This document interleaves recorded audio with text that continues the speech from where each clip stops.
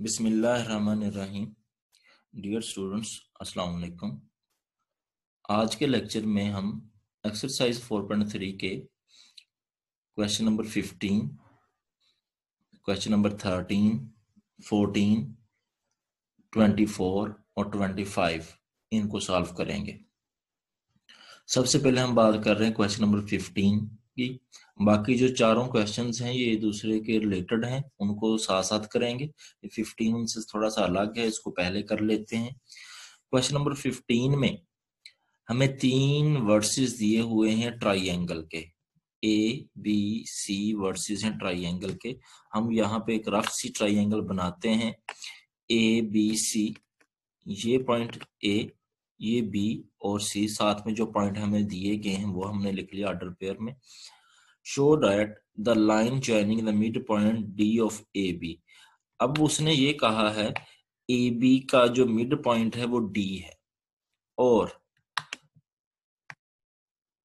Mid point E of ए सी, ए सी का जो mid point है आपने उसका नेम ई रखना है। अब उसने नेम भी दिए हुए हैं कि जो ए बी है इसका मिड पॉइंट आप जो भी बनेगा उसका नेम डी देंगे, और इसी तरह ए सी का जो मिड पॉइंट है उसका आपने नेम ई रखना है। तो सबसे पहले हम ये दोनों पॉइंट्स फाइंड कर लेते हैं, ठीक है। Midpoint of A B का मिड पॉइंट जिसको आपने क्या कहना है, डी कहना है। तो इसका मिड पॉइंट का फार्मूला है एक्स कोऑर्डिनेट, ए के एक्स कोऑर्डिनेट में बी का एक्स कोऑर्डिनेट ऐड करेंगे और 2 पे डिवाइड करेंगे। इसी तरह ए के जो है वाई कोऑर्डिनेट में बी का वाई कोऑर्डिनेट ऐड करेंगे और 2 पे डिवाइड करेंगे। यानी मिड पॉइंट फार्मूला यूज किया, x1 + x2/2 और y1 + y2/2, ये फार्मूला लगाया। यहाँ से ये बनेगा 5/2 और ये भी बनेगा 5/2। ये मिड पॉइंट हमारे पास आ गया। अब बात करते हैं एसी का मिड पॉइंट। जी, एसी के मिड पॉइंट को नेम उसने दिया हुआ ई, वो फाइंड करते हैं। फार्मूला लगाएंगे, ए के एक्स कोऑर्डिनेट में सी का एक्स कोऑर्डिनेट ऐड करेंगे और 2 पे डिवाइड करेंगे, यानी -1 + 2/2, और y कोऑर्डिनेट में y 2 + -4/2। अब ये बनेगा -1 + 2, ये 1/2, और 2 + ये 2 -4 बनेगा, -2/2, -2/2 वो -1 होता है। जी, हमारे पास ये दोनों मिड पॉइंट आ गए। हमें करना क्या है, उसने तो हमें मिड पॉइंट कहा है कि इनके मिड पॉइंट फाइंड करें। जी, show that line joining the mid point. अब जो मिड पॉइंट्स आए हैं उन लाइंस को आपने जॉइन करना है। दोनों पॉइंट्स जो डी और ई आपके पास आए हैं, इन पॉइंट्स को एक स्ट्रेट लाइन के साथ ज्वाइन कर देंगे। अब उसका जो क्वेश्चन ये है कि ये शो करें कि ये जो डी ई लाइन बनी है ये पैरेलल होगी बी सी लाइन के, ठीक है। यानी ये line D E B C एक दूसरे के पैरेलल हैं, और ये शो करना है कि ये जो डी ई का डिस्टेंस है ये हाफ है बी सी के डिस्टेंस से। ये दो चीजें हमें शो करनी है, ठीक है। यहाँ पर हमने लिख भी दिया हम क्या शो करना चाहते हैं। ये जो डी ई जो है ये लाइन इस लाइन के बी सी लाइन के पैरेलल है, ठीक है, और ये शो करना चाहते हैं डी ई जो लाइन है बी सी लाइन के हाफ है, ठीक। तो ये दोनों चीजें हम जो है अभी फाइंड करते हैं। जी, अगर तो हमें इस लाइन को इस लाइन के पैरेलल शो करना है तो उसके लिए अगर जो स्लोप इसकी आए वही स्लोप इसकी आ जाए तो तब हम कहेंगे ये दोनों लाइन जो हैं वो एक दूसरे के पैरेलल हैं। लाइंस तब ही पैरेलल होती हैं जब उनकी स्लोप्स इक्वल होती हैं। तो अगर हम इनकी स्लोप्स इक्वल ले आएंगे तो इसका मतलब होगा ये दोनों लाइन जो हैं वो पैरेलल हैं। जी, हम दोनों की स्लोप फाइंड करते हैं, डी ई की स्लोप और बी सी की स्लोप। अब स्लोप 2 पॉइंट फार्मूला यूज करके हम स्लोप फाइंड करने जा रहे हैं। उसका फार्मूला ये होता है, ई डी की स्लोप निकालनी है तो ई के वाई कोऑर्डिनेट में डी का वाई कोऑर्डिनेट माइनस करेंगे, ओवर ई के एक्स कोऑर्डिनेट में डी का एक्स कोऑर्डिनेट माइनस करेंगे। जी, यही काम किया हुआ है। -1 - 5/2 ओवर 1/2 - 5/2। अब इसको सिंप्लीफाई करें। सिंप्लीफाई करें तो ऊपर बनेगा -7/2 और नीचे बनेगा -4/2। माइनस से माइनस कैंसिल कर दें, 7/2 ओवर 4/2। 7/2 ये 4/2 को उधर जाके वो रेसिप्रोकल कर लें तो ये बनेगा 2/4। 2 से 2 कट जाएगा तो स्लोप आ जाएगी 7/4। डीई की स्लोप तो हमारे पास 7/4 आ गई है। ठीक है, अगर ये लाइन पैरेलल है तो इसकी स्लोप भी 7/4 ही आनी चाहिए। तो अब इस पे स्लोप फार्मूला यूज करते हैं। वाई सी के वाई कोऑर्डिनेट में से बी का वाई कोऑर्डिनेट माइनस करते हैं, यानी -4 -3 ओवर 2 -6।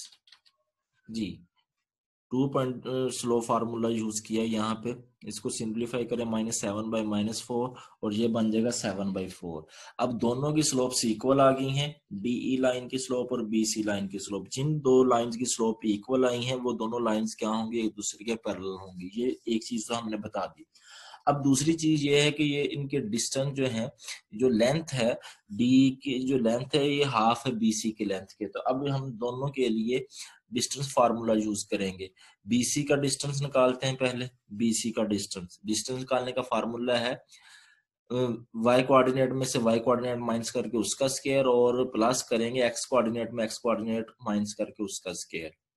यानी फार्मूला है x1 माइनस x2 का square plus y2 minus y1 का स्क्वायर होल अंडर रूट। यही फार्मूला लगाया। यहाँ पर मैंने y2 माइनस y1 का square plus x2 minus x1 का स्क्वायर कर दिया। आप पहले x2 माइनस x1 का square plus y2 minus y1 का स्क्वायर कर सकते हैं, इसमें कोई इशू नहीं है।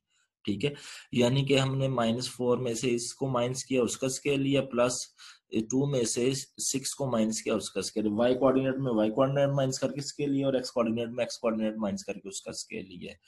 अब ये बनेगा -4 -3 -7 का स्क्वायर प्लस ये 2 -6 -4 उसका स्क्वायर बनेगा। -7 का स्क्वायर 49 और -4 का स्क्वायर 16 आ जाएगा। तो ये बनेगा 65 अंडर रूट। अब हमें डिस्टेंस जो है वो डीई का भी कैलकुलेट करना है, तो इन पॉइंट्स को यूज करते डिस्टेंस निकाल लेंगे। -1 -5/2 का स्क्वायर और प्लस 1/2 -5/2 का स्क्वायर। यानी वाई कोऑर्डिनेट में वाई कोऑर्डिनेट माइनस किया उसका स्क्वायर और एक्स कोऑर्डिनेट में एक्स कोऑर्डिनेट माइनस किया उसका स्क्वायर। यानी डिस्टेंस फार्मूला यूज किया इन दोनों पॉइंट्स को यूज करते हुए। जी, -1 -5/2 ये बनेगा -7/2 का स्क्वायर और 1/2 -5/2 ये -4/2 बनेगा और ये -7/2 ये 49/4 बन जाएगा और ये बनेगा 16/4। अब 4 इसका एलसीएम लेंगे तो ये बनेगा 65 ओवर 4 अंडर रूट। अब ऊपर वाले का अंडर रूट अलग कर सकते हैं, नीचे वाले का अंडर रूट आप अलग कर सकते हैं। ऊपर वाले का अंडर रूट 65 अंडर रूट और 4 का अंडर रूट आ जाएगा 1/2। तो 65 जो है आप दे सकते हैं ये फ्रॉम स्टार 65 अंडर रूट जो है वो बीसी की वैल्यू, तो यहाँ पर हम बीसी लिख देते हैं। यानी डीई डिस्टेंस इक्वल टू 1/2 और 65 हमने बीसी के इक्वल लिख दिया। ये दोनों चीजें हमें शो करनी थी। जी, ये दोनों चीजें हमने शो कर दी हैं। यहाँ पे इन दोनों की स्लोप्स ली हैं, वो इक्वल आई हैं तो हमने लाइंस पैरेलल कहते हैं। उन दोनों के डिस्टेंस से यूज करते हुए हमने इस चीज को प्रूव किया है। ठीक है, अब चलते हैं क्वेश्चन नंबर 13 और 25। ये दोनों एक जैसे क्वेश्चंस हैं। ठीक है, इनको अच्छे से समझिएगा। देखें, find an equation of the line through -4 -6। अब उसने कहा है कि इक्वेशन फाइंड करें उस लाइन की, और वो जो जिस लाइन की इक्वेशन फाइंड करनी है वो लाइन पास कर रही है -4 -6 से। यानी समझिए ये रिक्वायर्ड लाइन है, ये वाली लाइन रिक्वायर्ड है। ठीक है, और ये जो लाइन है ये पास कर रही है एक पॉइंट से, उस पॉइंट को जो है उसने दिया हुआ है -4 -6। ठीक है, और up and perpendicular to the line having slope. जो लाइन हमें फाइंड करनी है उसके परपेंडिकुलर एक लाइन है, यानी ये एक लाइन हमने ली है, ये लाइन हमें गिवन है, इसकी स्लोप जो उसने दी है वो -3/2 है हमें। तो ये इस लाइन की इक्वेशन फाइंड करनी, ये लाइन रिक्वायर्ड है। इस लाइन के ऊपर हमें पॉइंट का पता है। अगर इस लाइन के हमें स्लोप का भी पता चल जाए तो हम पॉइंट स्लोप फार्मूला यूज कर सकते हैं। यानी कि आपने पहले भी देखा जब क्वेश्चन नंबर 9 और 10 को हमने किया था, फार्मूला यूज किया था y - y1 equal to m into x - x1। अब ये तब फार्मूला लग सकता है जिस लाइन की आपने इक्वेशन निकालनी है उसी लाइन के ऊपर किसी एक पॉइंट का पता हो और उसी लाइन की स्लोप का पता हो। हमें इस लाइन को फाइंड करना है, इस लाइन की इक्वेशन को। इस लाइन के ऊपर पॉइंट का तो पता है लेकिन इस लाइन की इक्वेशन, इस लाइन की स्लोप का नहीं पता। ठीक है, तो हमें इस लाइन की स्लोप पहले फाइंड करनी है। इसकी अगर स्लोप आ जाएगी तो हम पॉइंट स्लोप फार्मूला यूज कर लेंगे। अब गिवन लाइन की जो स्लोप है वो -3/2 है। ठीक, अब हमें ये पता है ये दोनों लाइंस एक दूसरे के क्या है, परपेंडिकुलर, क्योंकि ये क्वेश्चन में बताया हुआ है ये दोनों लाइंस एक दूसरे के परपेंडिकुलर हैं। अब जब दोनों लाइंस परपेंडिकुलर होती हैं तो उन दोनों लाइंस की स्लोप की मल्टीप्लीकेशन इक्वल टू -1 आती है, यानी उन दोनों लाइंस की स्लोप का प्रोडक्ट जो है वो -1 आता है। अब गिवन लाइन और रिक्वायर्ड लाइन जो है दूसरे पे परपेंडिकुलर है, तो इन दोनों की स्लोप्स की प्रोडक्ट जो है वो -1 के इक्वल आएगी। जी, अब हमें जो गिवन लाइन की स्लोप है हमारे पास वो -3/2 है। Required line as it is लिखेंगे equal to -1। Minus minus cancel हो जाएगा, 3/2 जब उधर जाएगा तो उधर जाकर रेसिप्रोकल हो जाएगा। तो ये हमारे पास रिक्वायर्ड लाइन की स्लोप आ गई जो कि 2/3 है। गिवन लाइन की -3/2 थी और रिक्वायर्ड लाइन जो है उसकी स्लोप 2/3 है। अब हम पॉइंट स्लोप फार्मूला यूज कर सकते हैं यहाँ पे। पॉइंट स्लोप फार्मूला, वो formula y-y1 m into x-x1। अब इस लाइन की इक्वेशन निकालना चाहते हैं, इसी लाइन के ऊपर जो पॉइंट आ रहा है उसे यूज करेंगे, यानी ये पॉइंट P आ रहा है, इसको हम x1 y1 कह लेंगे और इसी लाइन की स्लोप वही यूज होगी। तो y-y1 हमारे पास -6 आ गया। m जो रिक्वायर्ड लाइन की स्लोप आई है वो 2/3, वो पुट करेंगे, x माइनस और x1 आया -4, उसको -4 यहाँ पे इस तरह पुट कर देंगे। जी, माइनस माइनस प्लस y+6 और ये 2/3 इंटू x+4 हो जाएगा। 3 उधर जाकर मल्टीप्लाई हो जाएगा, 3 इंटू y+6 और यहाँ पे 2 इंटू x+4। इसको सिंप्लीफाई कीजिएगा तो हमारे पास इक्वेशन बनेगी 2x - 3y - 10 इक्वल टू 0। ये जो लाइन है, जो लाइन हमें रिक्वायर्ड थी उसकी इक्वेशन हमारे पास आ गई है। अब इसी तरह का क्वेश्चन जो है इसके सामने 25 है।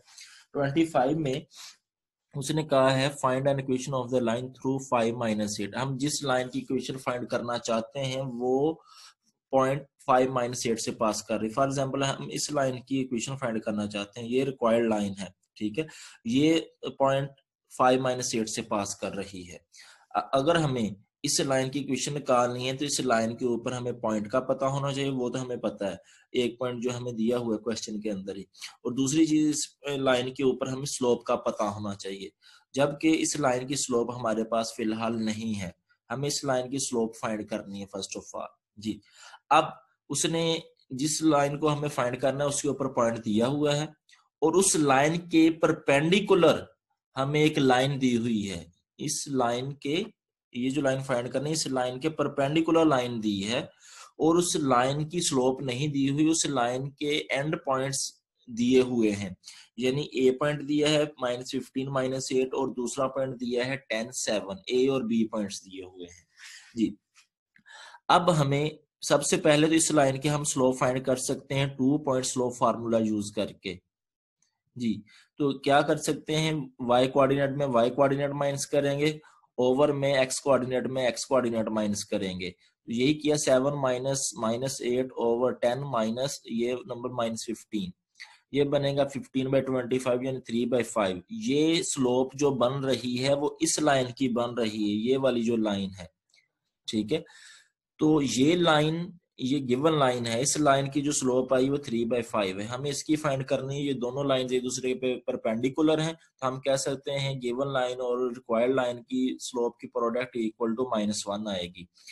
तो यहाँ से गिवन लाइन की स्लोप पुट की 3/5, required line as it is लिखेंगे, उसकी स्लोप इक्वल टू -1। 3/5 उधर जाकर रेसिप्रोकल हो जाएगा, वो बन जाएगा 5/3। अब हमारे पास रिक्वायर्ड लाइन जो है उसकी स्लोप भी है और उस लाइन के ऊपर एक पॉइंट भी है। तो हम ये पॉइंट स्लोप फार्मूला यूज करके जो रिक्वायर्ड लाइन है उसके इक्वेशन निकाल सकते हैं। फार्मूला लगाएंगे y - y1 m into x - x1। जो लाइन के ऊपर, जो हम लाइन फाइंड करना चाहते हैं उसके ऊपर जो पॉइंट है वो 5 - 8 है, उसको हम x1 y1 का नेम दे देते हैं और जो रिक्वायर्ड लाइन की स्लोप आई है वो है -5/3, वो हम इसमें पुट करते हैं।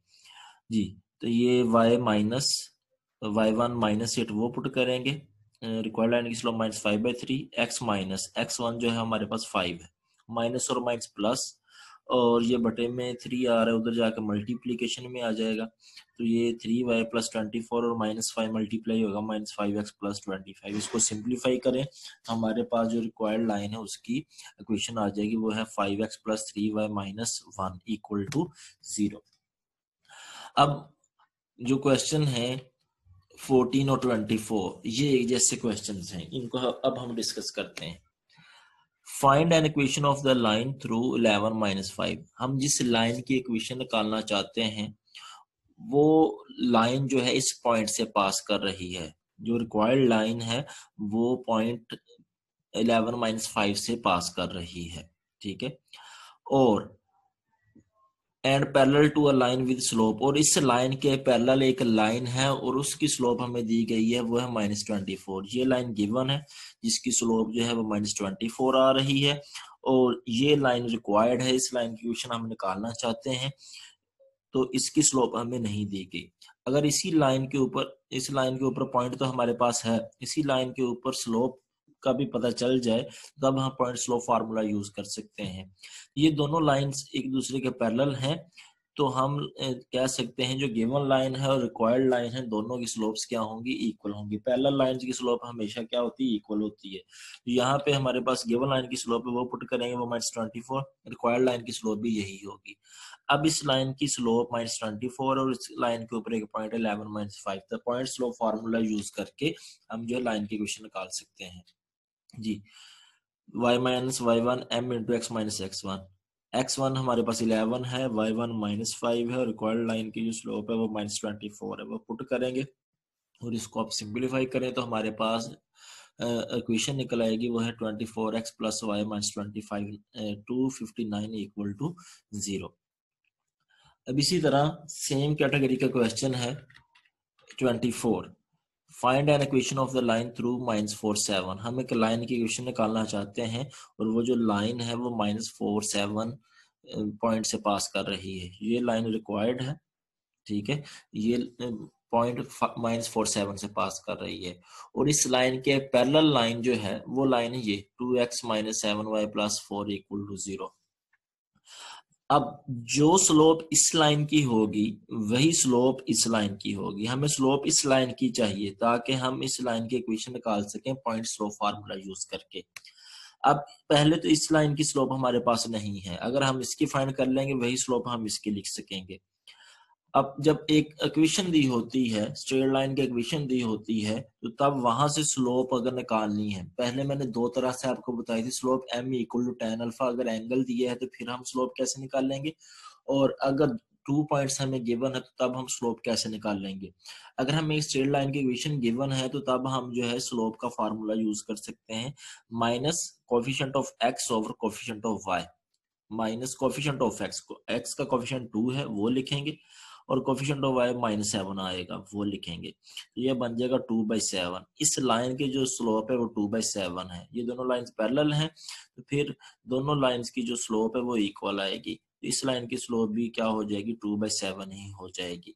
अब हमारे पास जिस लाइन को हमें इक्वेशंस निकालनी है उस लाइन का पॉइंट भी हमारे पास, उस लाइन की स्लोप भी है, हम पॉइंट स्लोप फार्मूला यूज करके वैल्यू निकाल सकते हैं। x1 हमारे पास -4 है, y1 7 है, और रिक्वायर्ड लाइन की स्लोप 2/7, ये पुट करें और इसको सिंप्लीफाई करें तो हमारे पास रिक्वायर्ड लाइन की जो इक्वेशन है वो आ जाएगी 2x - 7y + 57 = 0।